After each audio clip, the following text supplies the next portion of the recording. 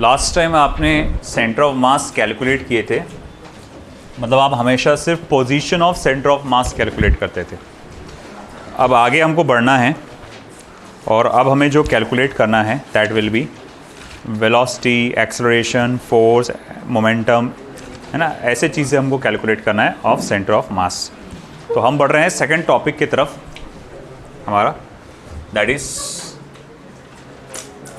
Motion of centre of mass. Motion of centre of mass. Module में से कितने लोगों का पहला टॉपिक हो गया पूरा? Very good. थोड़ा सा बचा, तो थोड़ा सा भी क्या बचा, हाँ कवर करो पूरा। सो मोशन ऑफ सेंटर ऑफ मास देखिए, consider a system of n particles. Consider a system of n particles. निहाल आगे आना है, देखो खामोश बैठे of n particles of masses m1, m2, m3 mn at positions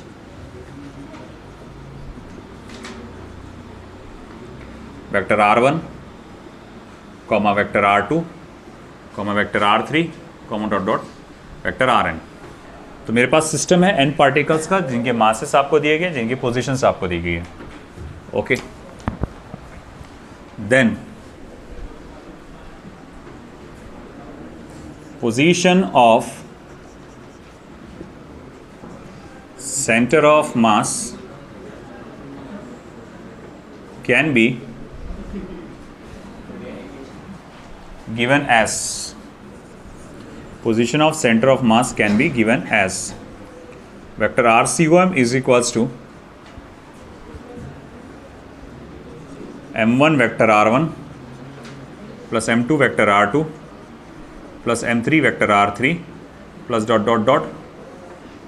plus mn vector rn divided by m1 plus m2 plus m3 plus plus mn। इस तरह से formula आपको दिया गया। अब देखो बेटा, यहाँ पे मैं क्या कर सकता हूँ, ये सभी पार्टिकल्स के मासेस को मैंने अगर ऐड कर दिया तो वो क्या बन जाएगा, सिस्टम का मास। तो मैं इसको ऐसा लिख सकता हूँ, therefore vector RCOM is equals to m1 vector r1 plus m2 vector r2 plus m3 vector r3 plus plus mn vector rn upon capital M, जो कि पूरे सिस्टम का मास हो गया। अब इस कैपिटल M को इधर ले लो, तो vector RCOM into capital M, m1 vector r1 plus m2 vector r2 plus m3 vector r3 plus plus mn vector rn। आज गर्ल्स जो आप लोग ने मॉड्यूल में क्वेश्चन लाए थे आखिरी वाला, वो अपन ने गलत हो गया, 3,1,8 आया उसका, अपना 3,7,8 आया था, उसमें ये वाला कॉन्सेप्ट यूज़ किया गया। वो याद है मैंने बाद में क्या किया था, वो सभी मासेस को ऐड करके एक लोकेशन बनाया था, है ना। तो वो बस यही है कि सभी पार्टिकल्स का mass into position vector is equals to सभी पार्टिकल का मास का सम, है ना, multiply by position of centre of mass. ठीक है, ये है इक्वेशन नंबर 1। अब देखिए आगे,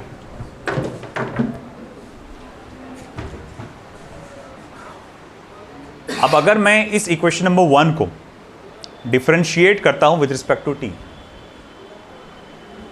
differentiating equation 1 with respect to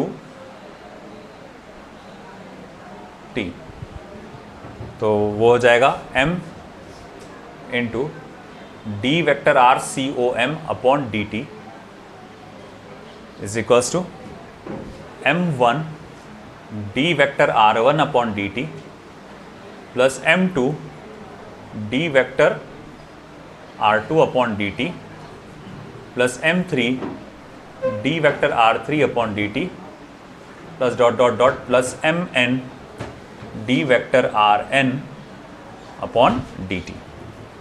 अच्छा, rate of change of position vector with respect to time क्या होता है? Velocity. Rate of change of position with respect to time velocity होता है। Therefore m into vector VCOM is equals to m1 vector V1 plus m2 vector V2 plus m3 vector V3 plus dot dot dot dot plus mn vector Vn। That is, मैं इसको equation number 2 दे देता हूं।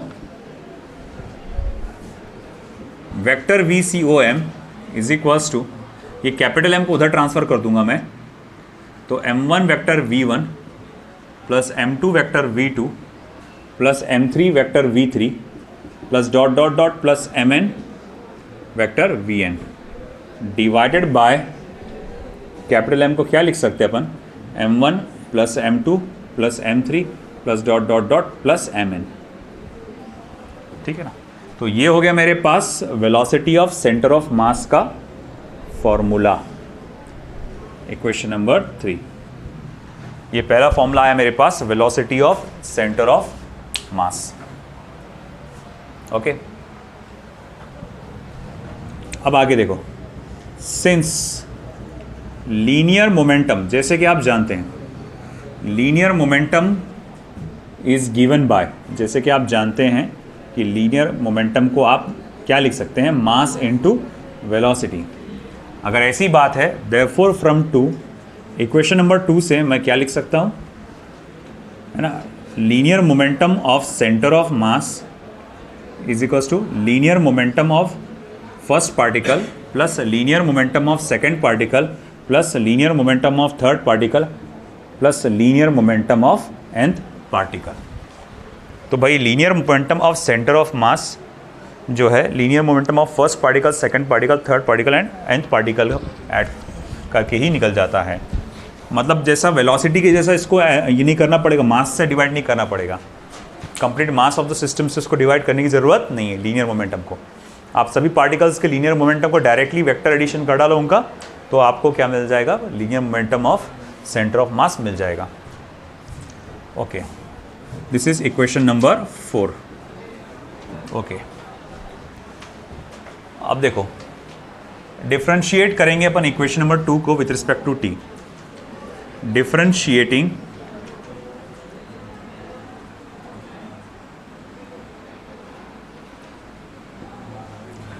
Equation 2 with respect to T. Time के respect में अगर मैं इससे डिफरेंशिएट करूं तो m multiply by D vector VCOM upon D T plus not plus equal to m1 D vector V1 upon D T plus m2 D vector V2 upon D T plus m3 D vector V3 upon D T plus dot dot dot plus mn D vector Vn upon D T. अच्छा, D V upon D T क्या होता है? Mass into acceleration. तो मैं यहाँ लिख सकता हूँ therefore m into acceleration of centre of mass m1 vector a1 plus m2 vector a2 plus m3 vector a3 plus dot dot dot plus mn vector an। अब कैपिटल M उधर जाएगा, और जब कैपिटल M उधर जाएगा तो ये formula ऐसा बनेगा, vector ACOM is equals to m1 a1 plus m2 a2 plus m3 a3 plus dot dot dot plus mn an divided by, अब कैपिटल M को मैं ऐसा लिखूंगा, खोल के लिखूंगा यहाँ पे m1 plus m2 plus m3 plus dot dot dot dot plus mn। अब ऐसा है कि देखो ये वाले पार्ट को, ये इक्वेशन को मैं इक्वेशन नंबर 5 दूंगा, और ये मेरे पास जो आया है एक्सेलरेशन ऑफ सेंटर ऑफ मास की इक्वेशन आ गई है।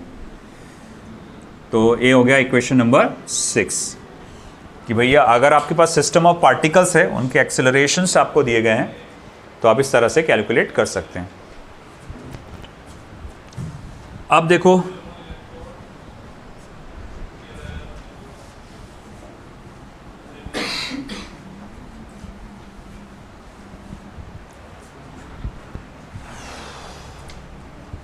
बाय न्यूटन्स सेकेंड लॉ, अगर मैं न्यूटन का सेकेंड लॉ इस्तेमाल करता हूं तो फोर्स इज इक्वल्स टू क्या होता है, मास इनटू एक्सेलरेशन। तो देयरफॉर फ्रॉम 5, इक्वेशन नंबर 5 को देखिए, तो मैं force acting on centre of mass is equals to force on acting on first particle plus force acting on second particle plus force acting on third particle dot dot dot plus force acting on the nth particle. यानी बिल्कुल momentum ही की तरह अगर force acting on the centre of mass आपको calculate करना है तो आपको उसके मास के सिस्टम के मास से आपको उसको डिवाइड करने की ज़रूरत नहीं है, बस डायरेक्टली सभी के फोर्स को क्या करो, आप वेक्टर सम कर लो। आया समझ में आपको? ठीक है, तो ये हमारा थ्योरेटिकल पार्ट था। अब जो कुछ भी बेस्ड होगा हमारा ज़्यादातर इस पर ही बेस्ड होगा, है ना।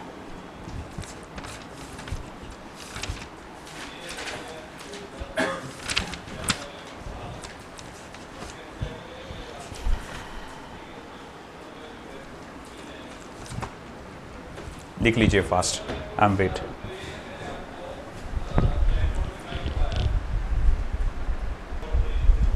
चलिए देखिए, a system consist of 3 particles in motion as shown, find the velocity of centre of mass. कितने पार्टिकल्स हैं यहाँ पे बेटा? 3 पार्टिकल्स, और इन तीनों की वेलोसिटीज़ आपको दी गई है। सबसे अच्छा बेहतर होगा कि इसको आप शुरू से वेक्टर फॉर्म में सॉल्व करो। देखो m1 is equals to m है, m2 is equals to thrice m है, और m3 is equals to twice m है, और v1 जो है वो है v0 i कैप, और ये v2 जो है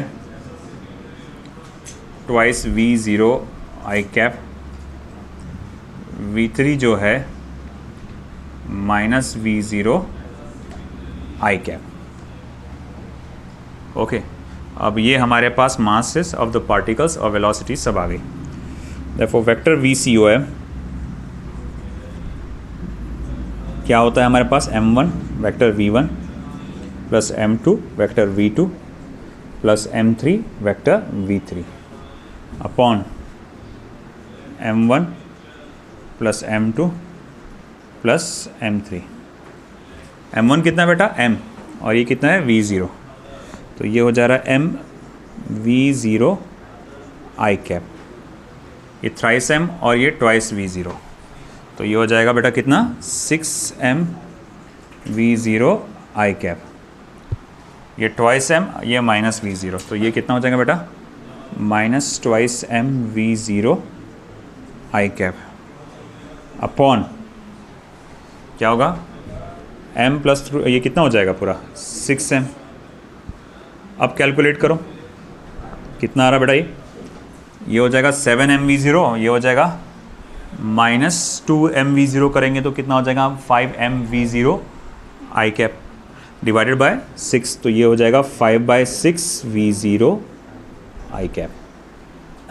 ये हो जाएगा वेक्टर VCOM। ये क्या हो जाएगा? Vector VCOM।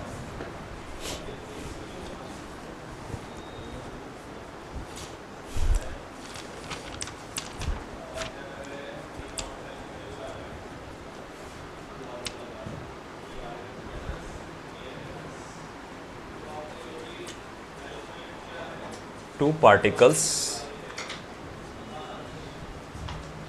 of mass 1 kilogram and 0.5 kilogram are moving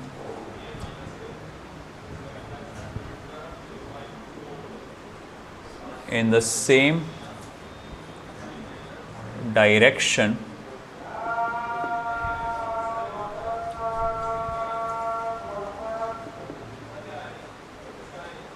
with speeds of second 6 meter per second.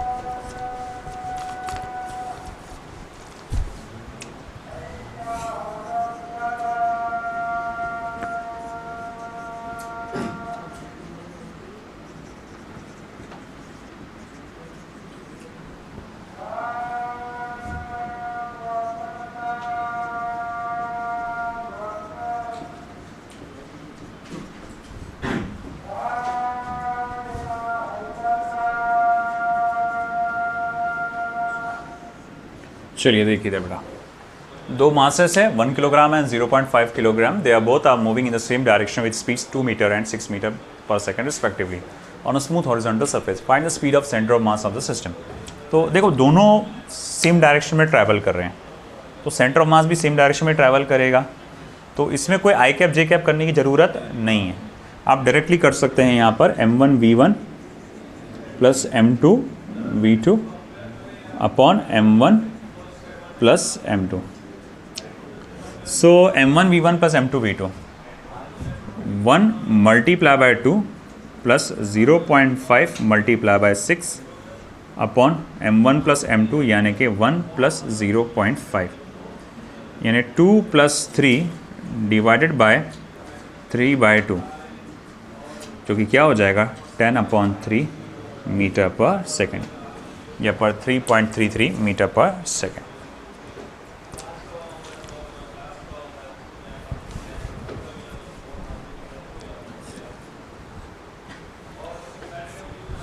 अब इसी तरह का एक और है पूरा का क्वेश्चन. यही स्टेटमेंट को आप दोबारा लिखिए अगले क्वेश्चन के लिए, बस डायग्राम बदलेगा.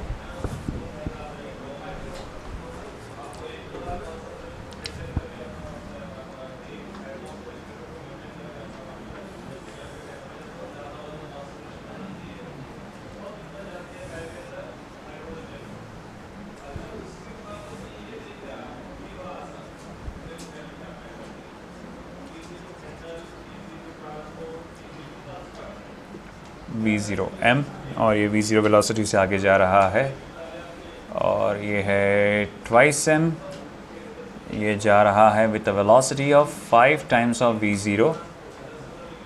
एंगल होता है ये 37 डिग्री और ये है आपका थ्राइस m और वो ट्रैवल कर रहा है with a velocity of v0.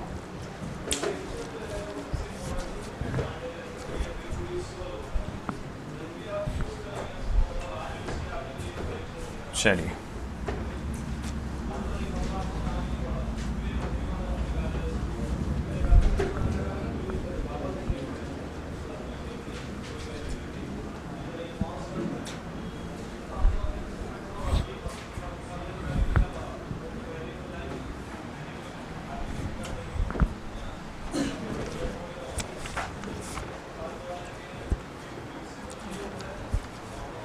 तो देखो बेटा यहाँ पे इसका तो क्लियर है ये वाई एक्सिस पे जा रहा है, इसका भी क्लियर है कि ये एक्स एक्सिस पे जा रहा है. इसका v0 आई कैप हो जाएगा, इसका v0 जे कैप हो जाएगा. इसका क्लियर नहीं है, तो दोनों के बीच में जा रहा है, तो इसके कंपोनेंट्स बनाना पड़ेगा.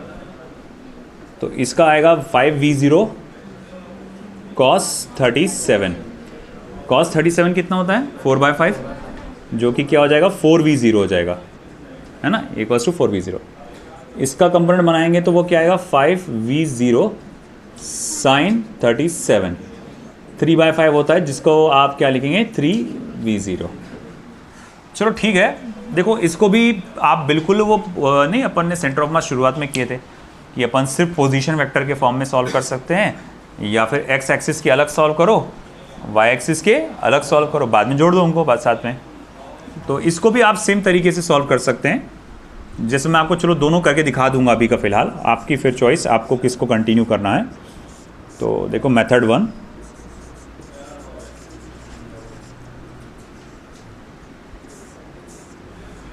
मैं कहूँगा m1 कितना है तो बोले m है, m2 कितना है तो ट्वाइस m है, m3 कितना है तो ये थ्राइस m।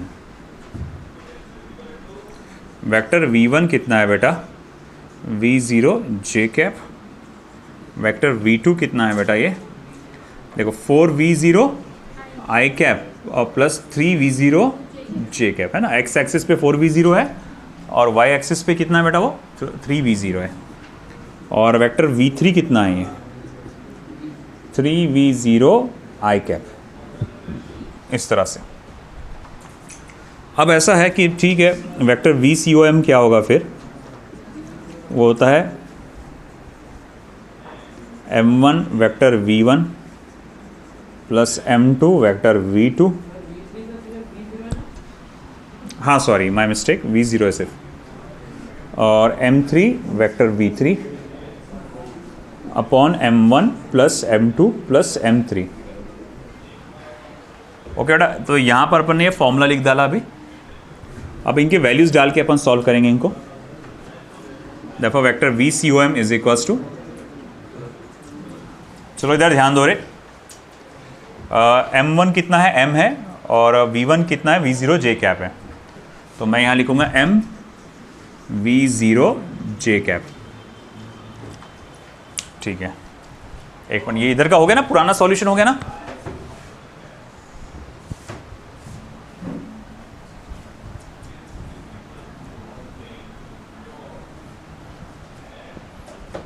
तो m v0 j कैप। अब m2 की वैल्यू कितनी है, ट्वाइस m है ना, तो m2 इज ट्वाइस m। और वेक्टर v2 कितना है 4v0 i cap 3v0 j cap, 4v0 i cap 3v0 j cap, plus m3 कितना है थ्राइस m, और v0 i कैप अपॉन कितना हो रहा हो 6m। अब देखो हर जगह से m कॉमन निकल के ये वाले m से क्या हो जाएगा, कैंसिल हो जाएगा, फिर बचेगा क्या v0 j कैप, ये 2 को अंदर मल्टीप्लाई करो, 8v0 i cap plus 6v0 j cap plus thrice v0 i cap upon 6। अब आई कैप वाले सभी के सभी ऐड कर डालो, तो ये 3 प्लस 8 कितना हो जाएगा वो 11, तो 11v0 आई कैप, और फिर उसके बाद जे कैप वाले ऐड करो 7v0 J cap divided by 6, यानी 11/6 v0 I cap plus 7/6 v0 j cap. ये हमारा velocity of centre of mass रहेगा। This is our answer.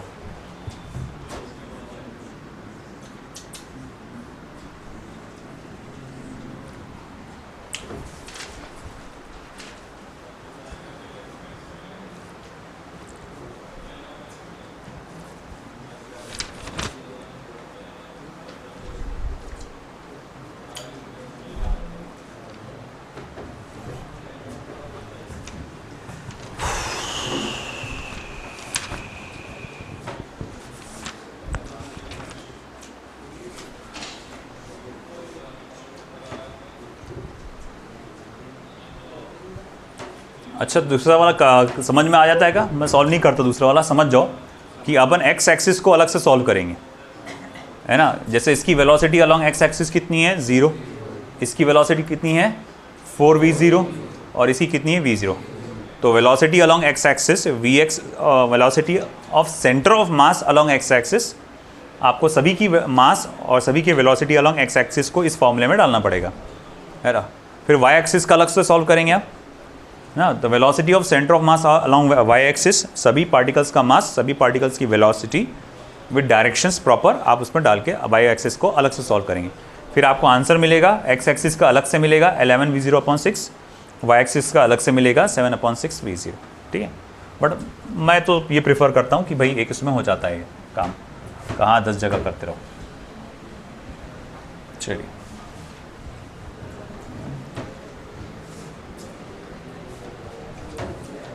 Time क्या हो सर, ऐसे ही गए हुए हैं, मतलब कि जल्दी कैसे छोड़ दिया। नेक्स्ट क्वेश्चन, फिर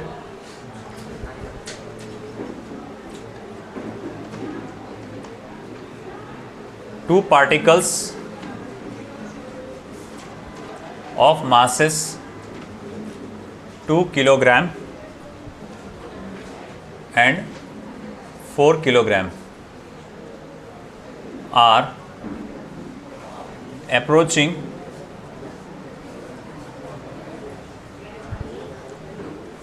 towards each other, are approaching towards each other with acceleration of 1 meter per second square and 2 meter per second square respectively.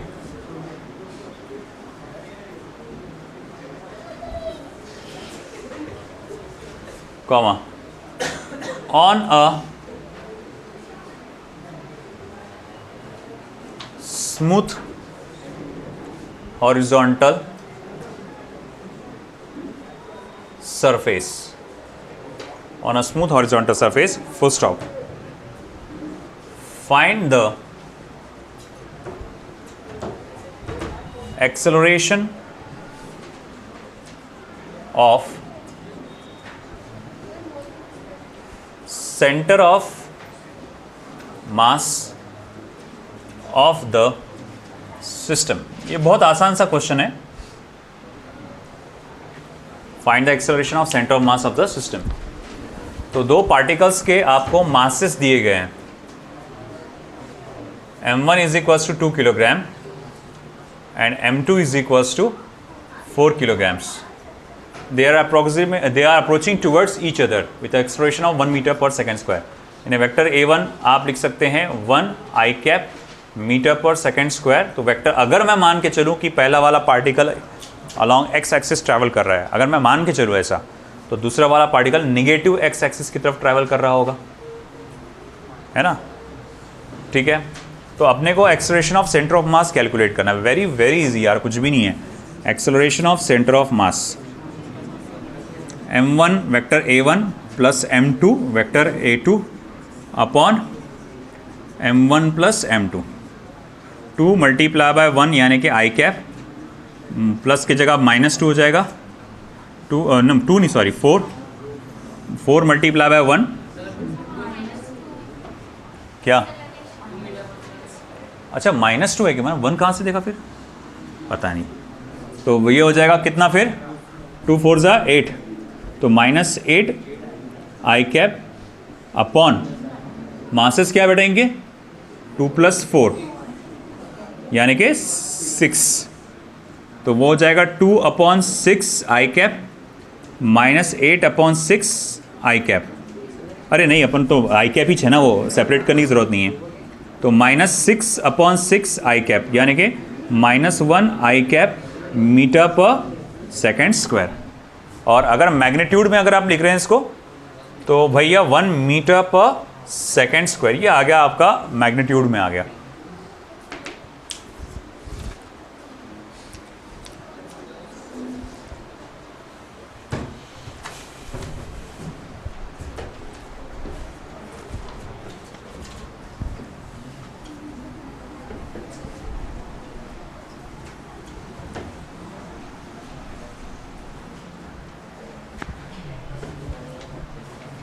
ये पुराना वाला तो हो चुका होगा सभी का।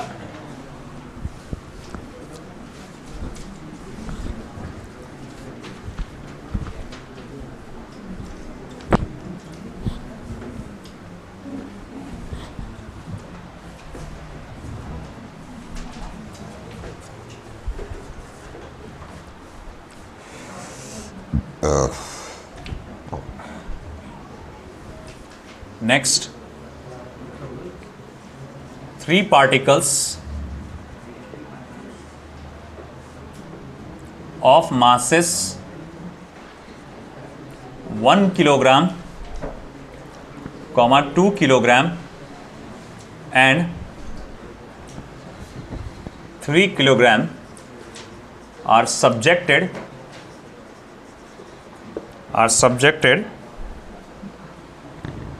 to forces 3I cap minus 2J cap plus 2K cap Newton plus minus I cap plus 2J cap minus K cap Newton and I cap plus J cap plus K cap Newton respectively.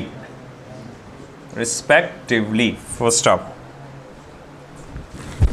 find the magnitude of acceleration of center of mass.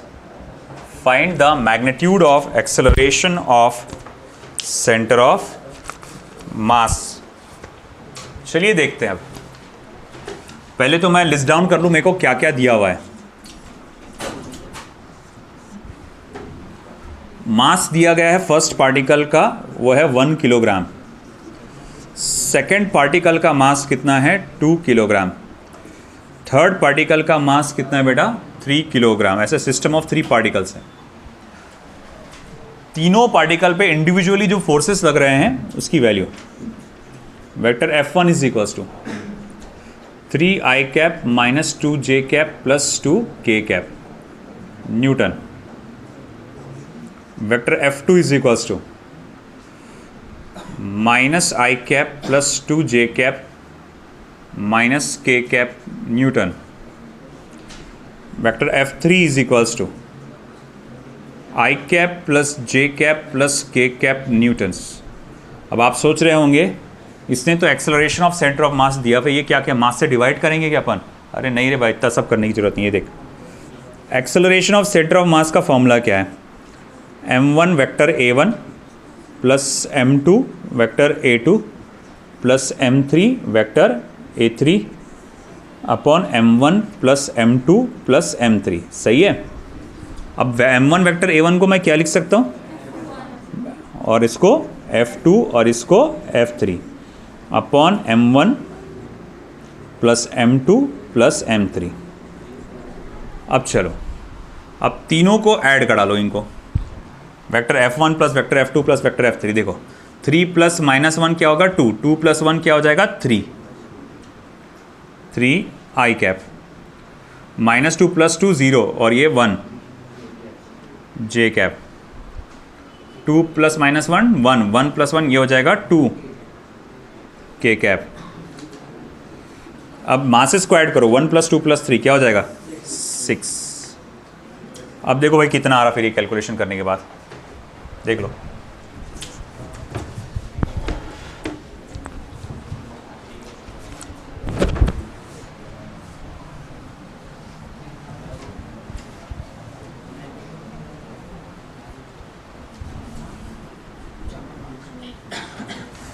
अगर मैं magnitude में निकालने की कोशिश करूँ तो magnitude पूछा है क्या? अच्छा, मैग्नीट्यूड पूछा है। तो ऊपर का मैग्नीट्यूड कितना आ रहा? 9 plus 1 plus 4 14, under root of 14 upon 6 है ना। तो magnitude of acceleration of centre of mass is equals to 9 under root of 9 plus 1 plus 4 upon 6 यानी कि under root of 14 upon 6 metre पर सेकेंड स्क्वायर।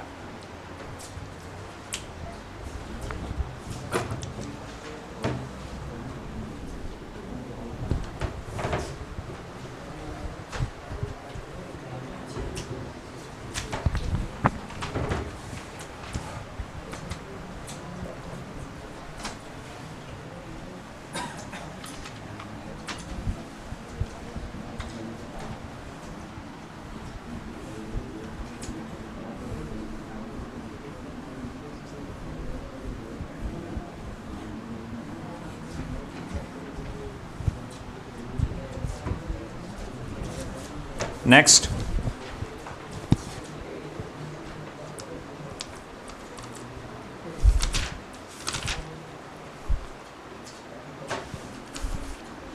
आगे बढ़ने से पहले एक नोट पॉइंट करके लिखाना चाहूंगा मैं आपको। Note,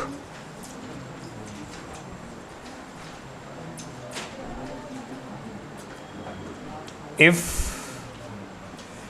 external force acting on the system is 0, then acceleration of center of mass is also 0 and velocity of center of mass is constant. Okay, अगर किसी सिस्टम पर से बाहर से कोई भी फोर्स नहीं लगता, एक्सटर्नल फोर्स, हाँ, जैसे देखो एक अक्सर एक मॉड्यूल में तुमको क्वेश्चन मिलेगा, उसमें बताया गया है कि बोर्ड की एक एंड पर एक लड़का खड़ा था, है ना, और ये सर्टेन स्पीड से भागते हुए आया, तो तुमको मालूम है कि ये बोर्ड पीछे पीछे जाएगी थोड़ी सी, और लड़का यहाँ पर आके खड़ा हो गया, लड़का भी आगे सर का, बोर्ड भी पीछे की तरफ सर की। उसने कहा कि इन दोनों के सिस्टम का सेंटर ऑफ मास कितना डिस्प्लेस हुआ या कितनी वेलोसिटी से ट्रैवल कर रहा है ना, कितनी वेलोसिटी से ट्रैवल कर रहा है।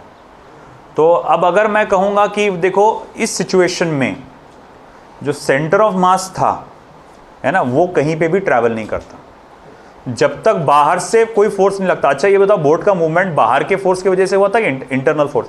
इंटरनल फोर्स, सिस्टम बोले तो कौन कौन है? लड़का और बोर्ड, ये दोनों सिस्टम है, ये दोनों एक दूसरे से क्यों मतलब टकरा रहे हैं।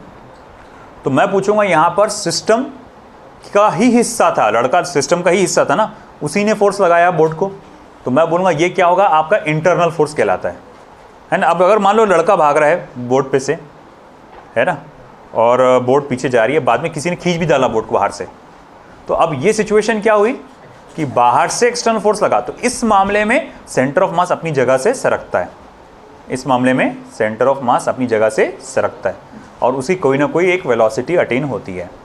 अब देखो यहाँ जो मैंने बोला, मुझे इसको कहना चाहिए कांस्टेंट और ज़ीरो दोनों बोलना चाहिए। बोले कैसा? कांस्टेंट भी बोल रहे आप, ज़ीरो भी बोल रहे, कैसा? जैसे फॉर एग्जांपल देखो, इधर एक सिस्टम है, एक बॉम्ब है जो दो पार्टिकल से मिलकर बना है, दो ऑब्जेक्ट से मिलकर बना है। अब देखो ये ऐसा ट्रैवल कर रहा है, ओके, तो ये ट्रैवल कर रहा है। अब इसका सेंटर ऑफ मास का, ये बॉम्ब का कोई ना कोई पर्टिकुलर वेलोसिटी होगा, मान लो 100 मीटर पर सेकंड की रफ्तार से जा रहा, धाड़ फट गया, है ना, और एक पार्टिकल उधर भागा, इधर पार्टिकल इधर भागा। अब आपसे पूछा जाएगा कि सेंटर ऑफ मास की स्पीड अब बताओ कितनी है। रिवर्स में आओ, कितनी स्पीड से ट्रैवल कर रहा था ये? 100। कांस्टेंट स्पीड थी? एक्सेलरेटेड मोशन था क्या? नहीं, यूनिफॉर्म मोशन था, जा रहा 100 मीटर पर सेकंड, धाड़। अब बताओ, एक टुकड़ा लातुर एक टुकड़ा पातुर, चलो अब बताओ सेंटर ऑफ मास की स्पीड अब कितनी होगी? तो सेंटर ऑफ मास की स्पीड वही रहेगी, है ना, उसका सेंटर ऑफ मास अगर अभी भी देखा जाए तो उतनी ही स्पीड से आगे ट्रैवल कर रहे हैं, है ना। और अगर मान लो सेंटर ऑफ मास अपनी जगह पे है, मतलब जैसे मान लो ये बॉम्ब इस तरह से है, रखा हुआ है, धड़ कर फट गया हो 4-5 पीसेस में, है ना। अब मैं बोलूँगा अब सेंटर ऑफ मास कितना सरकेगा? कुछ भी नहीं, उसकी वेलोसिटी क्या रहेगी? 0 रहेगी। आई बात समझ में? तो सेंटर ऑफ मास की वेलोसिटी एक तो 0 वैल्यू या फिर कांस्टेंट रहेगी अगर एक्सटर्नल फोर्स 0 है, या फिर एक्सेलरेशन ऑफ सेंटर ऑफ मास क्या है? 0 है। आया क्या समझ में बेटा? चलिए नाउ अब अपन और सॉल्व करेंगे इससे problems related. Enough.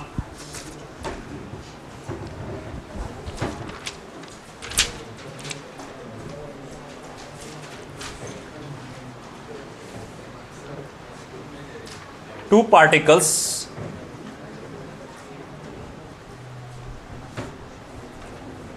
of masses m and twice m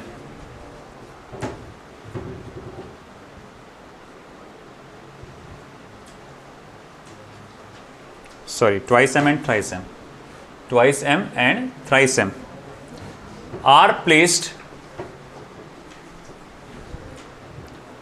at separation d, are placed at separation small d on a smooth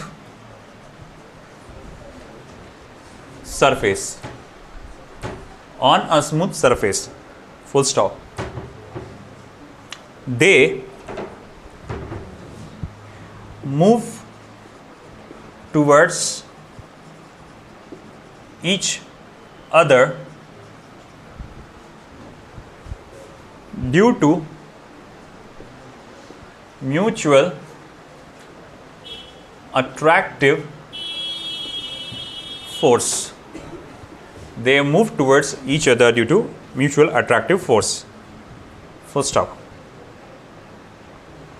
Find A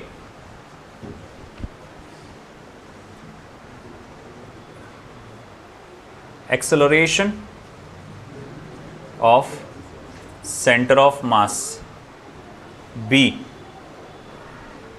velocity of center of mass, C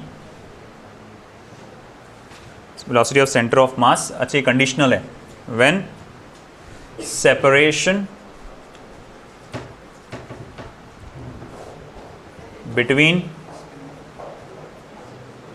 particles become d/3. C at what separation from the initial position of mass twice m, the particles collide. ठीक है. Collision कहाँ होगा, मतलब position of centre of मास पता लगाना है आपको. चलिए,